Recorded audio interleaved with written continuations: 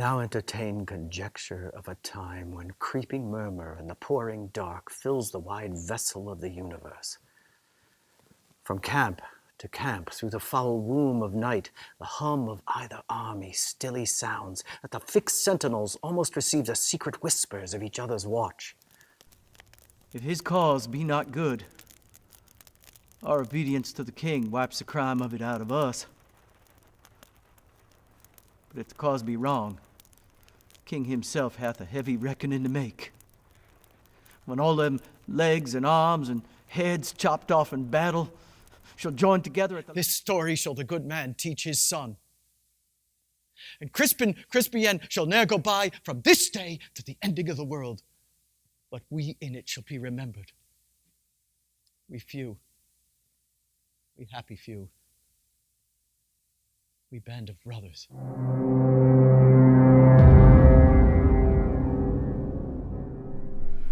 Shakespeare never served in the military, yet he employed war as a backdrop or a template for more than half his plays. Fire answers fire, and through their paly flames each battle sees the other's umbered face. Steed threatens steed in high and boastful neighs, piercing the knight's dull ear. Henry V has been interpreted as a promotion of war and a condemnation of it. In 1944, Laurence Olivier made a heroic version that was a virtual recruitment poster for World War II. 1989, Kenneth Branagh used the very same script to condemn the harsh realities of Vietnam and war in the Falkland Islands. And from the tents, the armorers accomplishing the nights, with busy hammers closing rivets up, give dreadful note of preparation. Like Shakespeare, I had been obsessed with war most of my life. Started with Vietnam, the draft lottery. I was scared. We were all scared.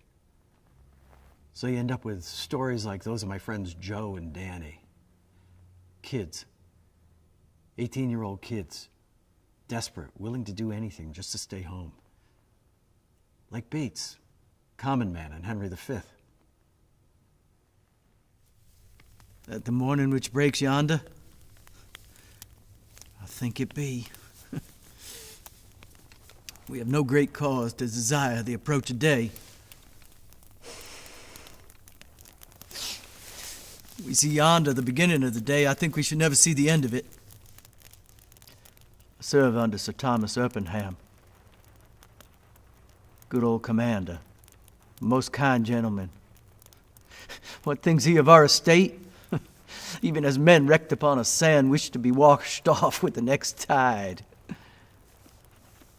He hath not told his thought to the king. No, nor it is not meet he should. I think the king is but a man. He may show what outward courage he will, but I believe as cold a night as 'tis, he could wish himself in Thames up to the neck. I would he were, and I by him at all adventures, so we were quit here. Or I would he were here alone, so he would be sure to be ransomed and many a poor man's life saved. Shakespeare and war were never so close as during the American Civil War. Kids from the North and the South studied his plays in schools. They were performed everywhere. Union and Confederate soldiers alike filled their journals with quotes from his plays. Abraham Lincoln was obsessed with Macbeth. Shakespeare wrote during the rise of nationalism, popularity of the warrior poet, knights in shining armor, and a belief in something called the just war tradition, good reasons for bad wars. For he today that sheds his blood with me shall be my brother.